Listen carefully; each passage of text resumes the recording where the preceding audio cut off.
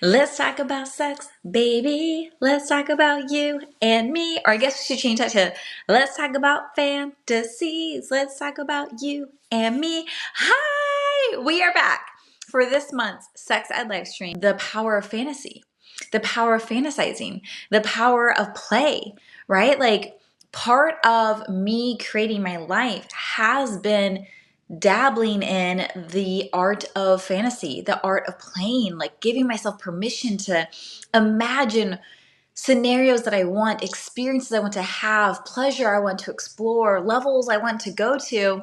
And so we are going to do that inside today's live stream about the power of fantasy.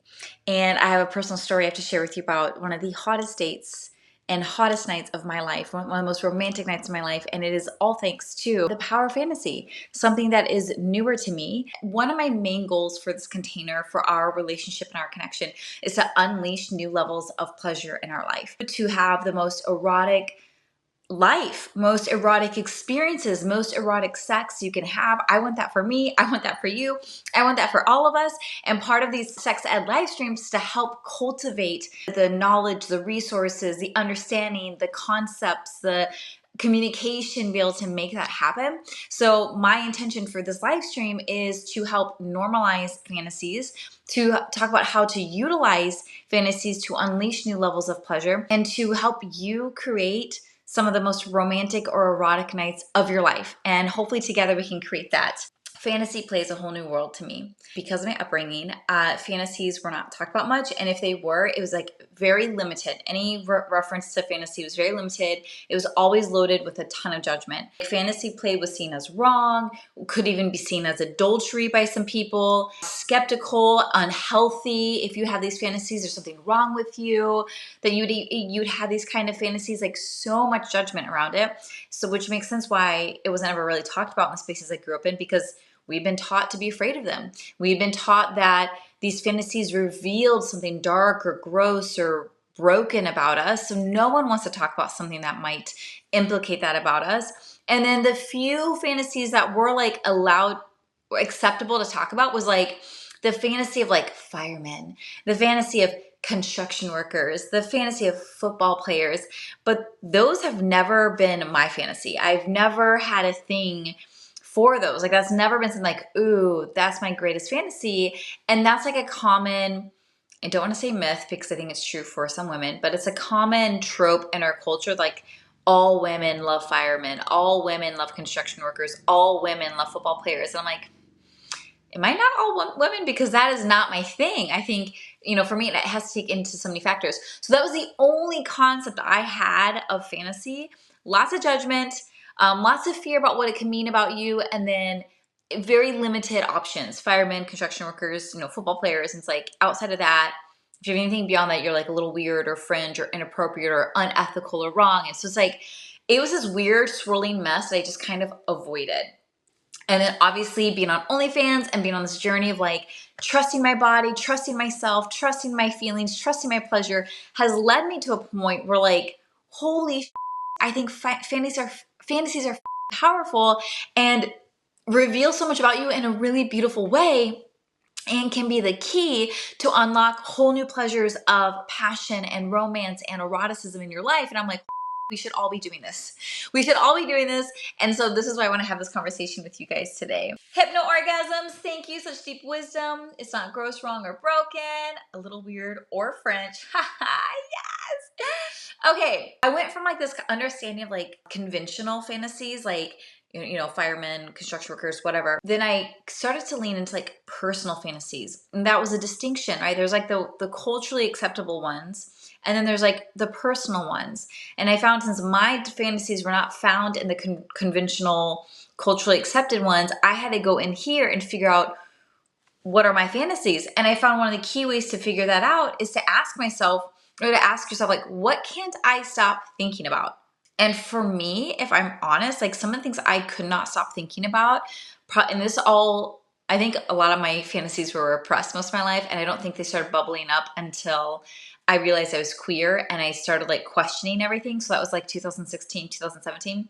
So some of the things that started bubbling up at some point was like, I would always think about sleeping with people other than my partner, at that time, my husband, right? Like there are so many people I want to sleep with. I love sex. Sex is amazing. I can't imagine being limited to one person for the rest of my life. Like this is a new thought for me. And then more recently, probably in the past 2 years, more specifically the last year, something I can't stop thinking about. What's it like to be in I remember back in 2016, 17, when I realized I was queer, I started going to queer strip clubs and queer burlesque shows and drag shows. And every time I'd go to these performances, I would just like, could not stop thinking about a performer. And I would tell my girlfriends at these events, I'd like turn to them and be like, I want to perform someday. I want to dance on stage. I want to strip off clothes. I want to like be the star and like turn people on. And I'd always say, oh, my next lifetime. And they'd say, why your next lifetime, Nicole? Why not this lifetime? And I'm like, oh my God, there's no way. I'm too old. I'm a mom. Like, I've never taken any professional drag dance classes. I don't know how to do drag makeup. Like, it was just like someday or some other life. So these things I kept thinking about, I didn't realize these were fantasies. I thought they were just like wishes, kind of like random, kind of silly, kind of like maybe even dangerous, like being you shouldn't even dabble in that. I had these desires, but I kind of kept them at an arm's length, not realizing these are Nicole Mitchell's fantasies. And because they're my fantasies, they get to be the portal to my pleasure, like next level pleasure, next level eroticism. Until recently, I'm just looking at my notes, you guys, because I'm a nerd and I like notes. All these desires that are coming up in the past 5 years as I like started like setting myself free, especially once I started like once I got divorced and like all of a sudden I was very limited, one person. And then the whole world became open up to me again. And I'm just like, oh my God, like, what do I want? And as you all know, like initially after I got divorced, I had a slut phase where I just like everyone I wanted to, because I'm just like, I was so hungry and ravenous for experiences and pleasure. And one day, an orgasm. There was so much desire. At that point, I would not have been able to tell you this is my fantasy. It was just more like, I just gotta everybody. Just gotta get it out of my system. And eventually I did. And then I started slowing down, thinking like, okay, now that I kind of got that out of my system, what do I really want? And that's when I was able to narrow down some of my fantasies. I will say though, I have a friend who is a professional slut. Like that is his identity. That's how he identifies. That's how he lives his life. So for me, it was a phase. For him, it's who he is. So I just want to make sure I'm not communicating that being a slut is a phase. It just was for me, because there are people who identify as sluts and it is their full-time job. I have so much respect for that, because I loved being a slut, and it was also a lot of work and a lot of not good sex. So I cannot keep up with that. So I want to tell you about this fantasy romantic date night that I just had this last weekend, because it was one of the most romantic nights of my life, and you guys have to know about it because I tell you guys everything. Okay, so a couple weeks ago, so I'm dating someone, right? And I was like, I don't know what we were talking about, and somehow it came up as like these different fantasy dates, and I just shared like, because I'm obsessed with being, right? If I could do my life over again, I would have been in right out the gate. Being in is a big fantasy of mine. It's a huge desire. It's something I think about all the time.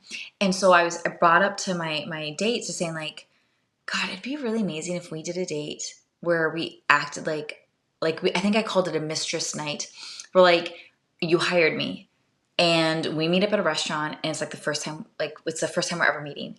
And I said it'd be fun too if like I even got a taxi cab and I, took the taxi cab to the restaurant, and I don't know what you're wearing, you don't know what I'm wearing, and it just be like this mistress night. And the more we talked about it, he like got super excited and I got super excited. And then it like started stirring other fantasy dates that came up, and I'm like, so we just started this whole conversation about these different fantasy dates. So now I'm like super excited, and like life's been so busy for us. We've like hardly been able to connect because of business and kids and all the things. And so last week was an insane week for both of us.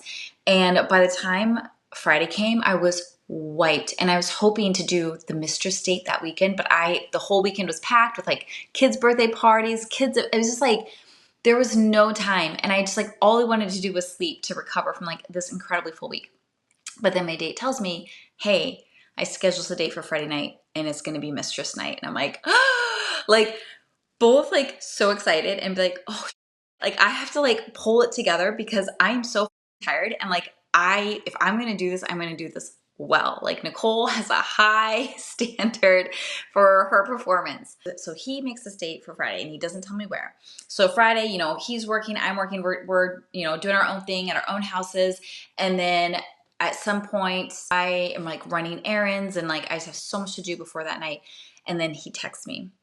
And he texts me in my favorite nickname. My favorite nickname is Nick, N-I-K. Very few people have ever called me Nick in my whole life, and I love it. I've always loved it. I've never liked Nikki as much, but Nick is my jam. And I think part of it because I feel very masculine in some ways. So Nick reflects that. And I just love, I don't know, it's a very special nickname to me that very few people know, and very few, like, I don't think anyone outside of my date really ever uses it. Yeah, only very few friends throughout my lifetime have ever called me that. So he texts me and like, hey, Nick, and then he has a code name. And he texted me as though he had hired me. Kara, I'm actually going to read it for you guys because it's so good. Let me pull up my messages. Saint Nick. Oh my God, Chris, I love that so much. Oh, I love that so much. I've never thought of that. Okay, that like resonated. I'm like sitting with that. I really like that, Chris. And you know what I thought of? I thought of like those candles that have the saints in them, and now I want to have like a slutty picture of me on a candle, and we call it Saint Nick. Oh, that sparked something in me, Chris. Thank you for that. This is what he wrote. I'm not going to use his code name. I'll say, hi, Nick. This is blank. So whatever name you want to come up with. I've been looking forward to meeting you since we first corresponded. You're an incredibly beautiful woman. I feel lucky to be your date for the night. I have a reservation for dinner at 9:30 at blank and blank restaurant in this city, but I was hoping we could meet at 9 for drinks. How does that sound? It's probably easiest to use an Uber. Parking can be hard to come by around here. Can't wait to see you. And I'm like, it stopped me dead in my tracks. I'm like running errands. I'm running around like my head's chopped off, like just like, oh, and I get this text. I'm like, oh my God, it spoke to everything I want, right? To be this fantasy, to like be part of this hot date, to give someone like the night of their life. Like I just like stopped me and I was like, and I got butterflies. I'm like, oh my God, like it was so real to me, even though like we're just like role playing, it was so real to me.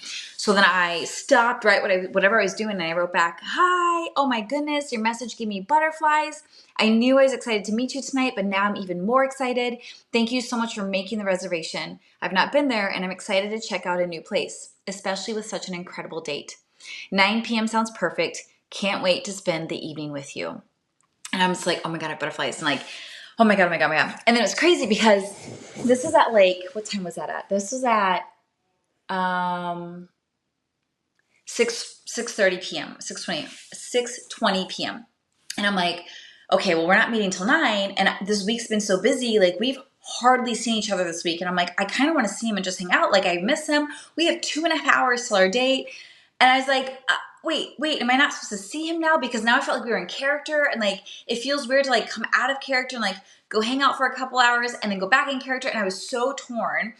And so then I messaged him like, wait, should I stop by tonight or should we just like wait to see each other at 9 o'clock? Like I was just trying to feel out like, what is he thinking? What am I feeling? We hadn't like spoken about this in detail because life was too crazy. Then the more I sat with it, I was like, no, this is too special to interrupt the flow. I want to stay in character. So then I wrote him back and I said, actually, let's wait till 9 to see each other. Like, and I'm going to stay in character till then. Can't wait to see you tonight. Done. And then he wrote back, you're as smart as you are sexy. See you soon. And I'm like, okay. So we just agreed we're not going to see each other until 9 p.m. that night.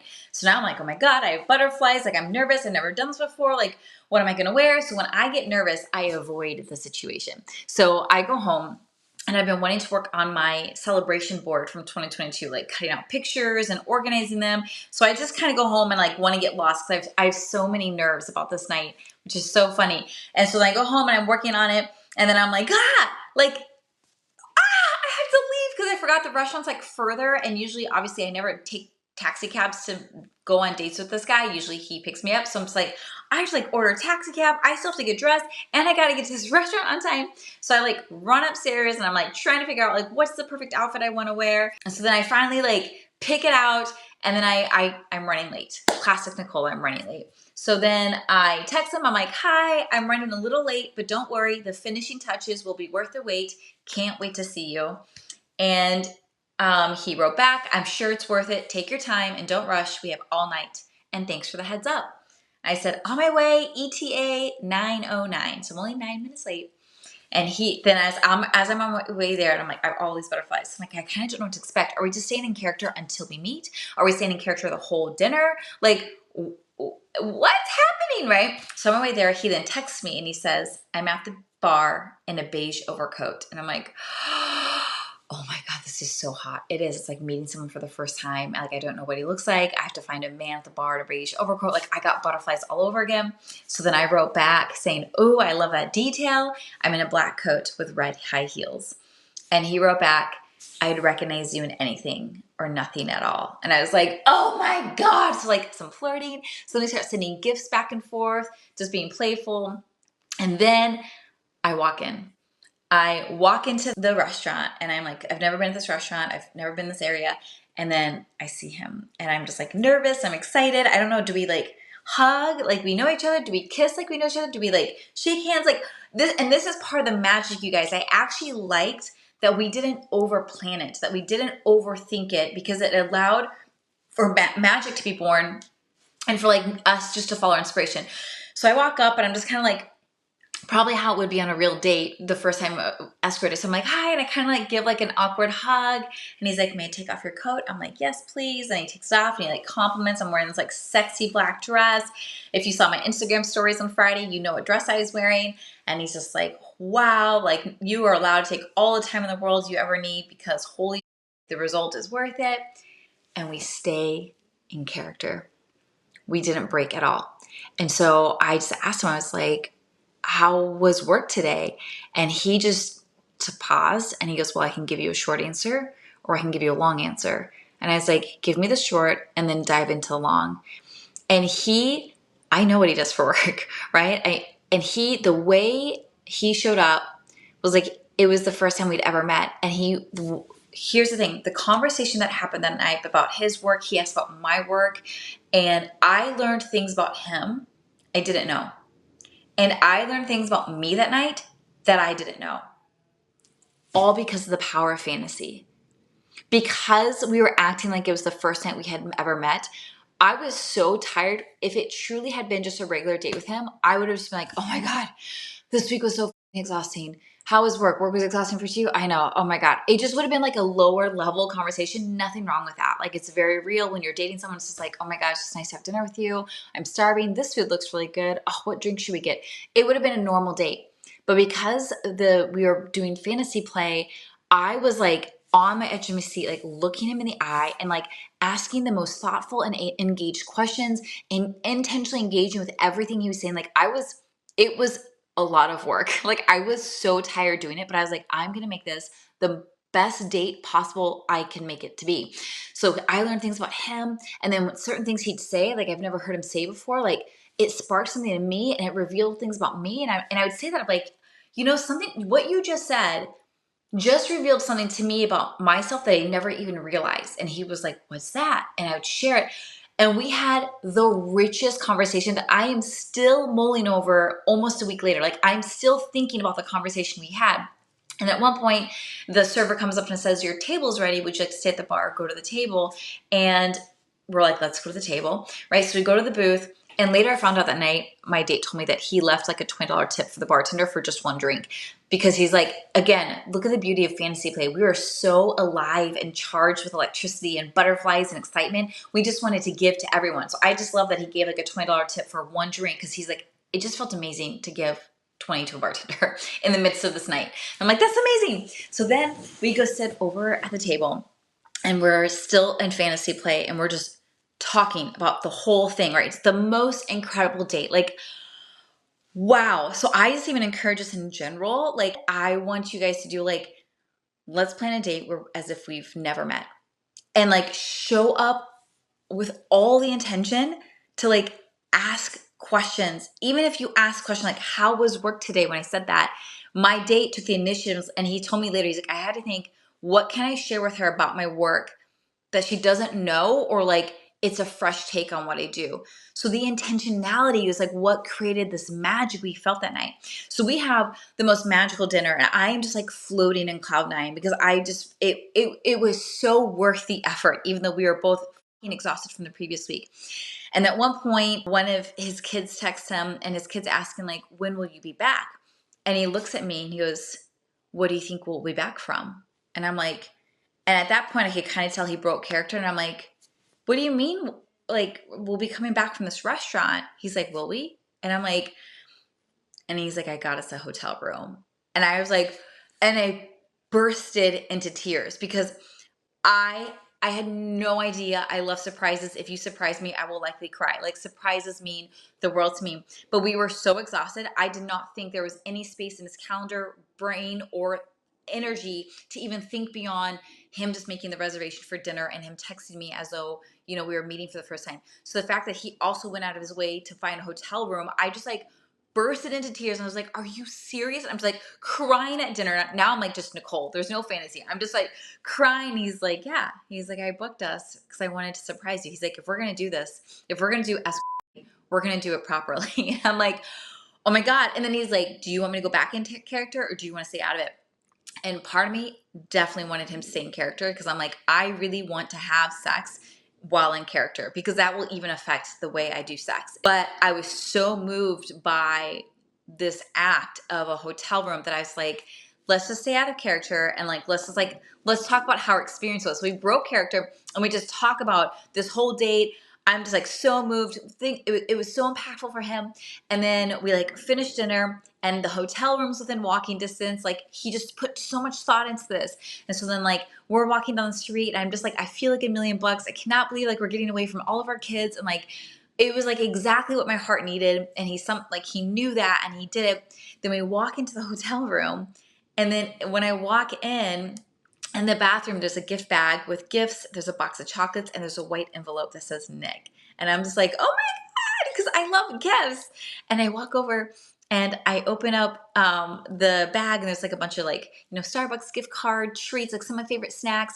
And then I open the envelope and it's an envelope of cash. And I was like, and I turned to him, he's like, we're doing this properly. Like, I'm paying you for tonight. And I was like, and I had tears in my eyes. I'm like, oh my God. Like, I could cry. Like, I could have cried all over again. Like, I had tears singing. I'm like, I just thought we're going to do this for dinner. And he planned a whole night, a hotel, and all these details. And I'm like, when the did you, like, you work till 6:30. How? And he's like, I got out of work early. I booked it over here. I was at the hotel room by 6:30. I got all the gifts ready. I went shopping for you. I got the cash. I had everything set up. I showered. And then I went to the hotel or to the restaurant and I waited for you. And I was just like, the level of thought and energy he poured into this night at the end of one of his busiest weeks of work, one of my busiest weeks, I was like speechless. And then we have to complete the night that we ended up having sex, and sex was amazing because I'm just feeling so connected and alive and electric and excited. It was so amazing.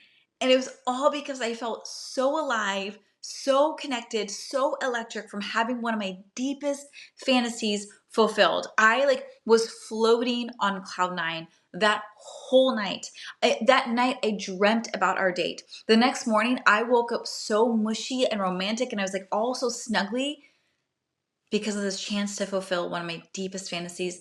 And not only did we just fulfill it at dinner, which would have been enough for me because that's all I was expecting, but the fact that my date took it to the next level and booked a whole hotel room, bought gifts, put cash there. Like he wanted me to have the full experience. And I have been floating ever since. Ever since. And I'm like, if this is what fantasies have to offer, sign me up.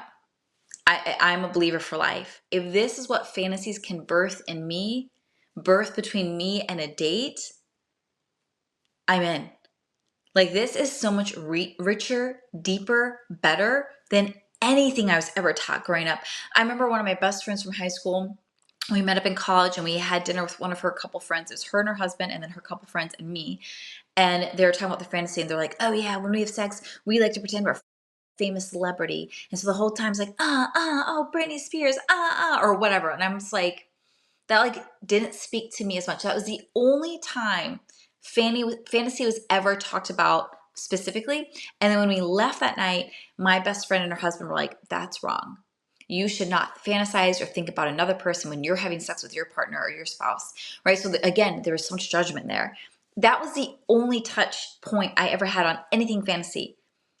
But after this experience this weekend, I'm like, if this was what fantasies have to offer us, if this is what fantasies can be for us, why the fuck are we not talking about this and doing this way more often? Here's what I learned from this experience. I still feel like I'm not done mulling over and extracting the gold from that experience, but here's what I've extracted so far. Your fantasy can be fulfilled in simply the acting out of them. I was able to fulfill that desire by simply acting it out. That was news to me because I thought unless I'm an actual escort, I'll never get to have that experience. But that night felt so true and real to me. I'm like, my cup was filled. My fantasy felt fulfilled. Doesn't mean I'm done now. It just means it's fulfilled one time. I want to keep fulfilling that fantasy. But I was like, holy shit, this is amazing. Because if you have a fantasy that could potentially harm someone or be illegal or hurt your partner, there's good news. You can still fulfill them in acting it out because it's fantasy. No one's being harmed. None of that's actually happening. It's just fantasy. And I think that's fantastic if you have a fantasy that if you actually fulfilled it, it would harm someone or be illegal. But if you can fulfill it during fantasy play, all the more reason to do it. And if I can fulfill your thing by, fantasy play and creating it for you, I will do it. So your fantasy can be fulfilled in the acting out of it, even if it's not in the actual fulfillment of it. Do you know what I'm saying? So that feels really, really good to me. It can draw you two closer. You, your date, your partner, your spouse, whoever you're seeing. I feel more in love with my date ever since that experience. Like I'm still like floating on cloud nine. I felt so honored by that experience. I'm not a planner. I'm like really bad about like, oh my God, if Valentine's Day is tomorrow and I haven't bought anything for my date. That's Nicole. Guess who's already bought gifts for Valentine's Day? This bitch. Because I was so moved and impacted by that night. All I keep thinking about is how can I give back? How can I fulfill his fantasies? How can I communicate my love? How can I show him my appreciation? How can I communicate how much this means to me? My brain is like that I've already gifts for Valentine's Day. Like I just need to know. I need to show him. I need him to know how much that meant to me. How much he means to me. And this is for someone who is not a planner. This is someone who really struggles buying gifts. I'm already done with that. Right? So it's birthed this generosity inside me. It's also birthed other fantasy dates. So another fantasy date I have is I like the idea of when a man comes home from a long day at the office and he opens his front door and in the front door is like a woman, maybe maybe a girlfriend, maybe a wife, whoever. I haven't figured that part out, but whatever, a woman. And she's just wearing his white button-up shirt, partially unbuttoned and a loose tie and high heels and a bottle of wine. And it's like, welcome home, honey. Can I help you de-stress? And then she just has her way with him. Like that, I am dying to do that fantasy. So now these other creative ideas are flowing through me. And I'm like, ooh, that, and I could add this detail or try that or do that. I can't stop thinking about it in other ways to do it. Something else I've learned from it is that butterflies can be felt again, right? I've been dating this guy for a while, so I don't get butterflies anymore. I had butterflies that whole Friday night on our date. I was so nervous. I was so excited. It was so cool. I think it was a couple days later, he said to me, he's like, I didn't know I could feel butterflies again for someone I've been with for a while. And I'm like, I know, me too. So if butterflies can be felt again, a little creativity and planning can go a long way. I am still not over the fact of all the planning that he did, researching the restaurant, booking a hotel, shopping for gifts for me, getting out of work early, getting everything set up. I that level of intention and action, my bucket is overflowing.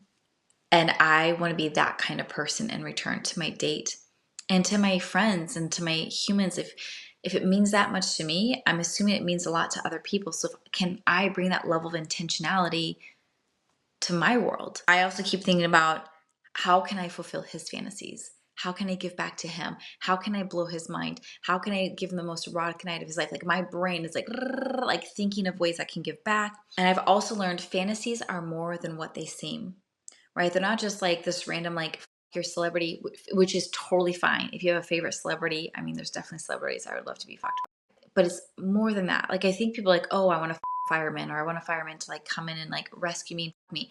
I love that. And I still think it's deeper than that.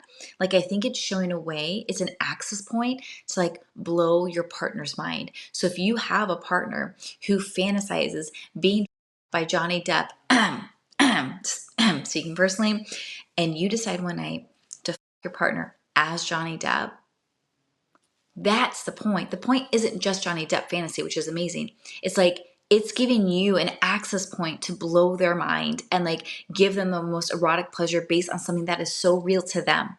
And vice versa. If they know that your fantasy is to come home after a long day at work and the house is spotless and a super hot woman is like dressed scantily for you and is ready to like do all kinds of things to you, and then she does that for you, that's the whole point, is for that connection, right? And to like access each other in new ways, deeper ways, truer ways, pleasure-filled ways that we otherwise wouldn't have without those fantasies. And they're so effective because they are a reflection of one of the deepest parts we have, right? Fantasies are very personal. Fantasies are very intimate, and fantasies can be very vulnerable because you're sharing something that someone could easily laugh at you for, judge you for, be ashamed of you for. And so for you to be able to share your fantasy, like, that's really brave, and that's an act of love. And so if someone ever shares a fantasy with me, I hope I'm the kind of person who is a safe person for them.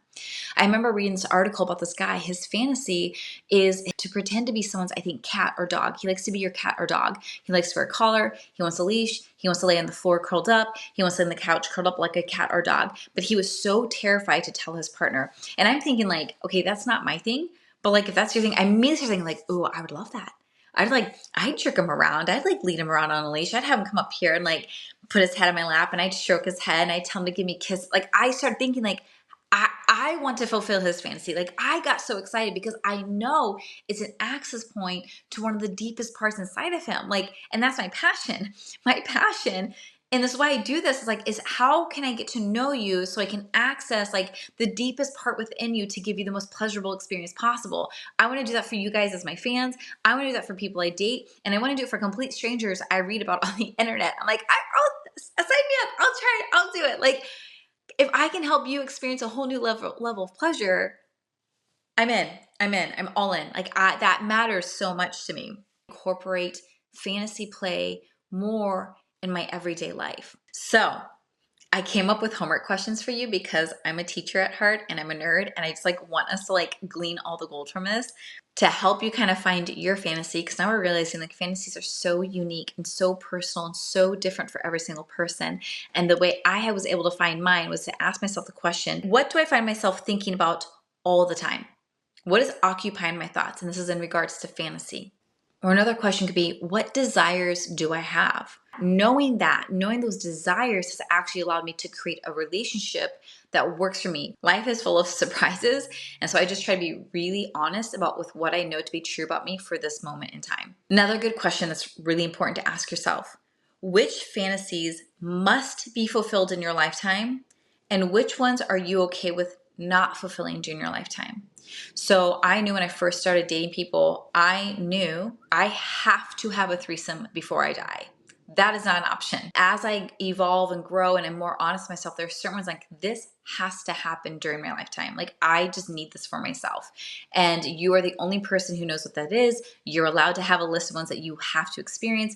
And then I just want you to distinguish, though, which ones are you okay with possibly not fulfilling during your lifetime? And just like having these like really honest conversations with yourself, because that's going to help you have honest conversations with whoever you're dating or whoever you're partnered with. Another question to ask yourself is, what ways can I fulfill those desires? What do you need to know or have in place so you feel safe in sharing your desires and fantasies with your person? What do you need to know or have in place so that you feel safe telling your person your fantasies? And vice versa.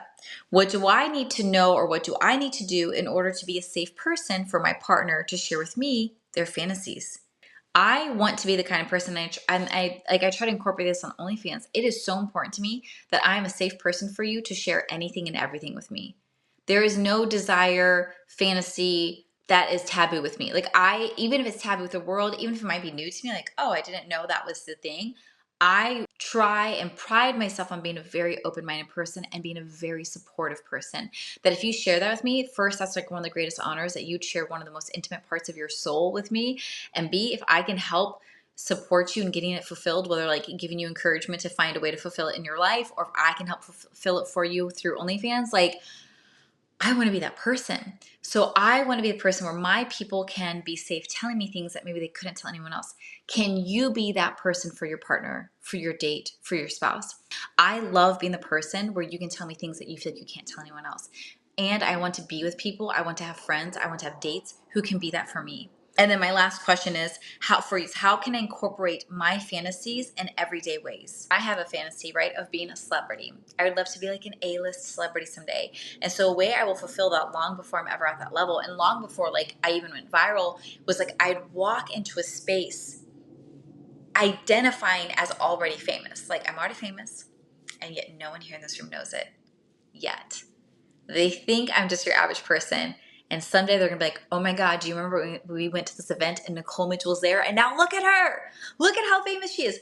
That's how I try to incorporate everyday ways. I bring the identity. I bring the energy. I show up with that knowing, even when no one else has any idea what's going on, because I do. And it affects my mood. It affects how I walk. It affects how I talk. It affects how I dress. Like, I dress differently when I'm in a vibe. Like, it affects how I show up, how I treat other people, how I engage with the world. So if you can find ways to incorporate your desires and your fantasies in little ways, in everyday ways, it can be a constant conduit of pleasure in your life, and not something just relegated to your head at nighttime when you're by yourself, or the once in a blue moon date where you get to experience that. It can be something you can feed off of, be nourished by on an ongoing basis. So that is my sex ed live stream on the power of fantasy. I hope we can all become to like continue to unleash new levels of eroticism and pleasure and connection and passion and play in our love life and our sex life, and let it make everything better.